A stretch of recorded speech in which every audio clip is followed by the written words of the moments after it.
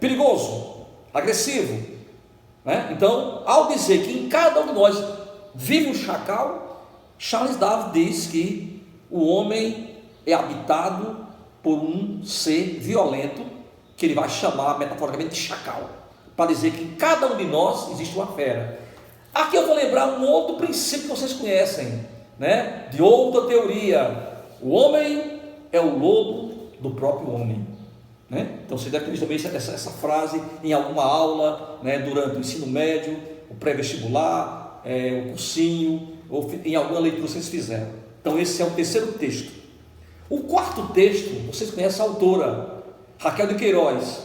O que você percebe aqui? Temos vários pensamentos, vários textos de autores de áreas diferentes: ciência,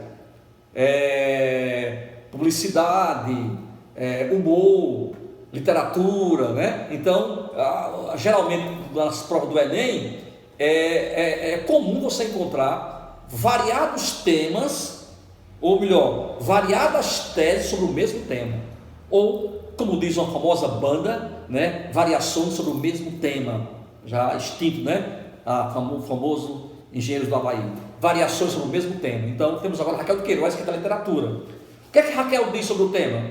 Ela diz o seguinte: de que serve saber as ciências, inventar e dominar máquinas mais fabulosas do que outras, se isso representa apenas a maneira mais eficiente de nos trucidarmos uns aos outros? O que é que Raquel nos lembra aqui?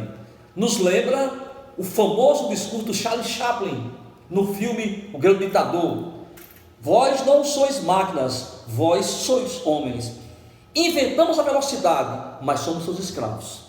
Então Raquel vai nesse pensamento similar ao de Charles Chaplin no filme O Grande Ditador, bem atual, né, o filme, né? O Grande Ditador. Nas fascismo, por exemplo, né? Fascismo, Segunda Guerra Mundial, etc. Isolamento social, etc. Raquel diz que de que adianta o homem criar tantas máquinas modernas e fabulosas, dominar a ciência, se isso apenas é utilizado, na maioria das vezes, apenas para trucidar uns aos outros. Por exemplo, países que vivem de vender armas de guerra, países que vivem de vender fuzis, tanques, aviões, bombas, mísseis, para alimentar as guerras em várias partes do mundo. De que adianta você ter um domínio da ciência, se essa ciência é usada para um fim não proveitoso? Fala-se que Santos Dumont, né, ele ficou desiludido, ficou deprimido quando viu sua invenção, que para nós Santos Dumont é quem inventou o avião, os americanos são os irmãos Wright, né? São os irmãos Wright, para nós é Santos Dumont. Ele ficou deprimido ao ver que sua invenção foi usada como arma de guerra na Europa. Então o cara coloca aqui: de que adianta a ciência se não há preocupação, por exemplo, com descobertas para as doenças, para salvar vidas, para produzir abundância alimentar, né? Então automaticamente a ciência muitas vezes é usada com fins não pacíficos. De novo, o homem como um ser que cria tragédia e sofrimento. Reparem que são textos diferentes, mas que eles têm um link que os aproxima, né? O penúltimo texto, ou melhor, desculpem, o último texto é uma homenagem que a prova faz ao grande Renato Russo, saudoso Renato Russo, Legião Urbana. O último texto é uma frase do Renato Russo, num texto que vocês conhecem, chamado Há Tempos, aquele que diz assim: disciplina é liberdade, compaixão é fortaleza, ter bondade é ter coragem, né? É um texto que vocês devem conhecer, desse poema belíssimo, né? Um pouco trágico, mas sincero, do Renato Russo e da Legião Urbana. O trecho da música Há Tempos é o seguinte, é o último complemento para analisar e montar o tema da prova. E há tempos, esse há do passado, há, o verbo haver, ou então não existir, né? Então existem tempos, né? Aqui eu uso há no singular, que o verbo haver não existir é impessoal. E há tempos, nem os santos têm ao certo a medida da maldade. Profundo.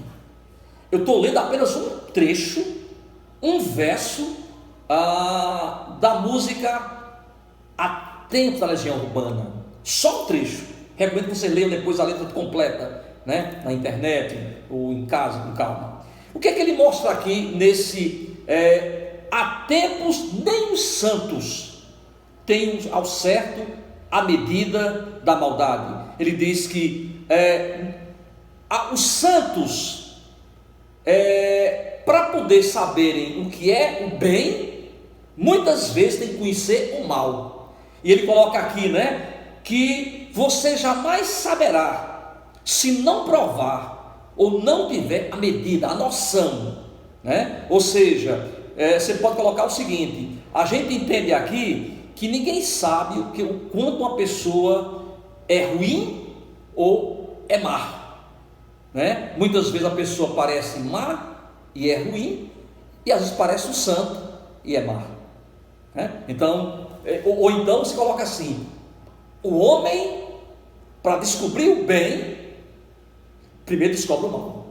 Eu podia até relacionar com o nosso atual momento, né? Para descobrir como a vida é importante, para descobrir como é importante a família, as relações sociais, a comunidade, a amizade, tivemos que nos isolar, porque o mal nos fez ficar juntos à força para o nosso bem.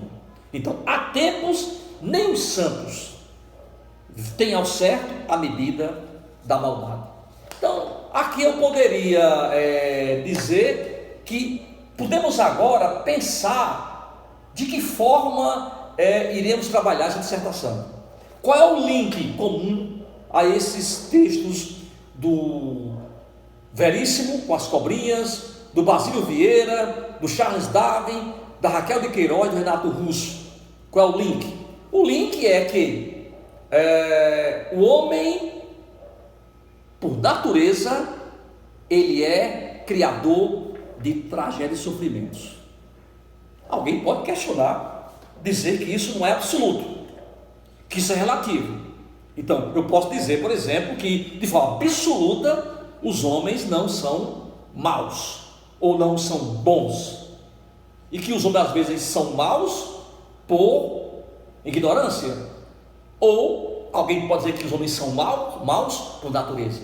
Então, aqui vai depender da sua visão em relação ao tema. Mas, tecnicamente falando aqui, em termos mais vamos dizer assim, mais rápidos, mais pragmáticos, o link aqui, tanto no texto 1, 2, 3 e 4, é que existe uma coisa. Vou corrigir, apague aí. Textos 1, 2, 3, 4 e 5, são 5 textos curtos. Qual é o link comum aqui? O link comum é a maldade humana. O link comum é que os homens podiam ser bons, mas preferem agir com maldade. O link aqui é que os homens criam instrumentos, criam máquinas fabulosas que poderiam salvar, estão sendo usadas para destruir, para matar, né? Para criar sofrimento, para trazer tragédias.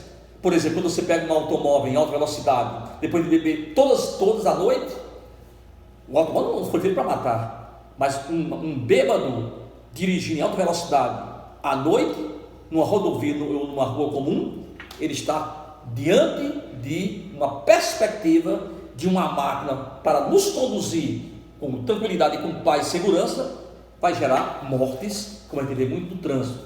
Temos menos morte agora, porque com a pandemia, com o isolamento, houve uma diminuição muito drástica dos acidentes de trânsito, de mortes nem tanto, muitas violências inclusive no isolamento. Mas de qualquer maneira fica essa reflexão, né? Então, outro link aqui entre os textos, né? Para poder descobrir o bem,